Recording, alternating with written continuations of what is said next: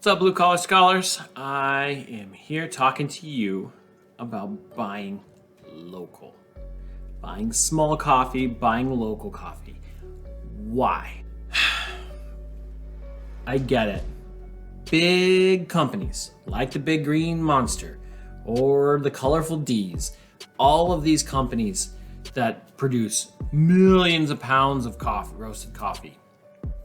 Yes, they do have to care about green coffee and agriculture to a degree in that it produces coffee at the rate that they want.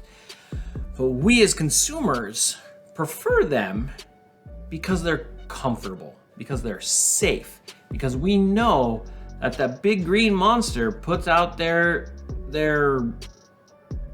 fish market blend and it tastes the exact same. It tastes the same here, it tastes the same in Chicago, it tastes the same in Florida, Arizona, all of these different places. It's always the same.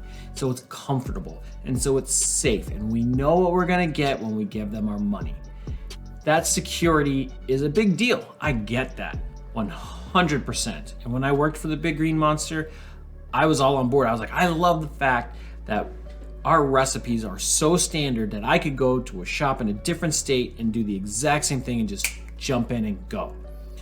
I use that in my corporate life. When I train people, I'm like, hey, I should be able to take you all, spin you around in circles, put you in different seats, and you all just keep going, right? That's something, I get that. So there's a lot to security and consistency, and that's where your confidence comes from. I get that. I totally understand it, and I'm on board with it. And so when you're shopping local, you don't have that. You don't have the security. You don't know what you're gonna get, to be honest with you, because we're so nerdy about this green coffee stuff. We buy some weird crap. Like, I've had one where it's like tobacco and herbs, and I was like, why? Somebody, I don't. For science, I guess, is why we did it. But I bought, actually it wasn't me because I wouldn't pay for it, but my buddy bought because he had to know. A 16-ounce cup of coffee, the flavor profile was tomato. Weird, okay?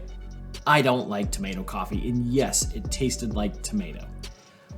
So I get that when you're shopping small, you don't always know what you're gonna get, right? And sometimes we try it, we got something weird like tomato coffee, and then we're like, their coffee is disgusting.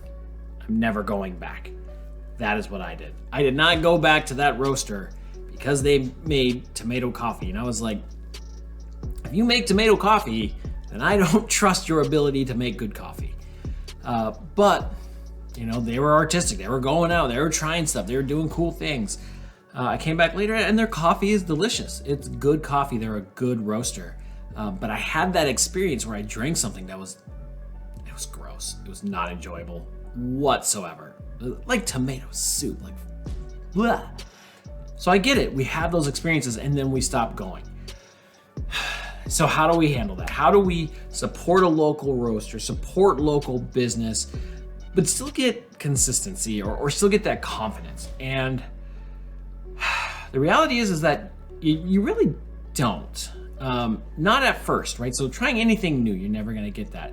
But a local roaster, I can't buy the volume of green coffee that the Big Green Monster can in order to roast as many bags to be as consistent as they can, all right?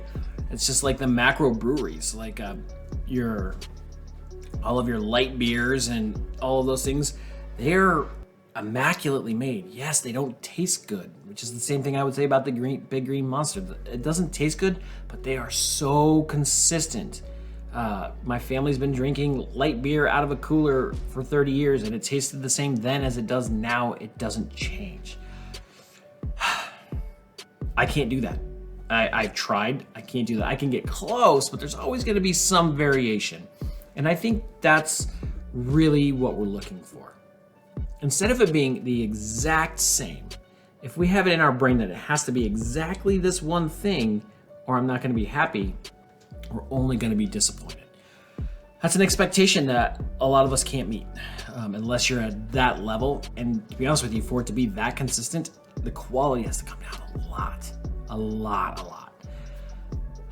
So I guess when you're buying local, what I would say is maybe pull back just a little bit and say, what is, a group that I like? I like chocolatey coffee. I like dark coffee. I like fruity coffee. I like lattes. I like iced coffee with lots of sugar and milk in it. If you know what you like, then find a local company that kind of focuses on that. So here in Arizona, we have a couple of different roasters. Some big ones, like if you want to get into wacky, crazy coffee, Cartel is like they always called themselves like the mad scientists in Arizona or whatever. Their marketing has changed, but they did wacky stuff, all kinds of crazy stuff, and they're at this premium level, so your experiences are going to be super different. Okay, Press Coffee is another big roaster out here.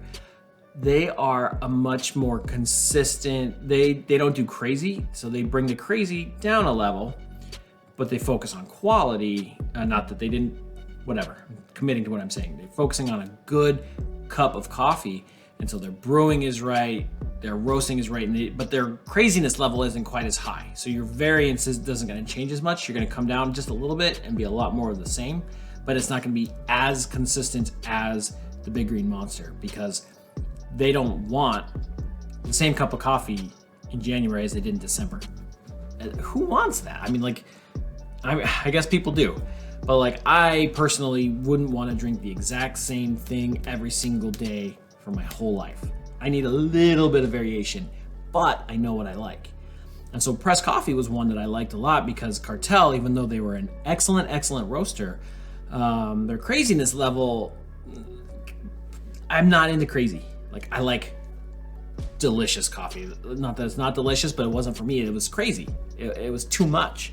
I like accessible delicious, and these guys were crazy delicious, right? Press was much more of an accessible coffee for me, but the quality was still there. Now I've expanded since then, but that is kind of the key. Knowing what you like and then finding a roaster that pairs with that. And there are roasters that do different things. So like us, Inkledo, we are coffee roasters with a very specific profile, right? Our hot coffee is chocolate and citrus. And we like a super chocolate base with a bright citrus acidity or some sort of citrus fruity acidity to it. And that's what you're gonna get in our hot coffee. Cold brew, we like chocolate, nutty, chocolate, a little darker, chocolate. That's what we want in our cold brew. And that's what you're gonna get every single time. I'm not gonna tell you it's going to be the exact same coffee every single time because it's not. But what you're gonna get is you're going to get chocolate and acidity, brightness to it. And so if that's something that you like, if that's something that you can get behind, then I'm a roaster that you would wanna come be a part of and try different things and enjoy this stuff. And it would be a journey and a process, and there'd be variation, spice, and it would be good. So I guess what I'm saying is don't be afraid to shop local. Give it a try. If it sucks, that doesn't mean everything sucks, okay? It just means that particular roaster is just not for you, and that's okay. That is okay. There's plenty of us out there for you. If something that we make sounds good, hit me up, let me know. Let's talk coffee.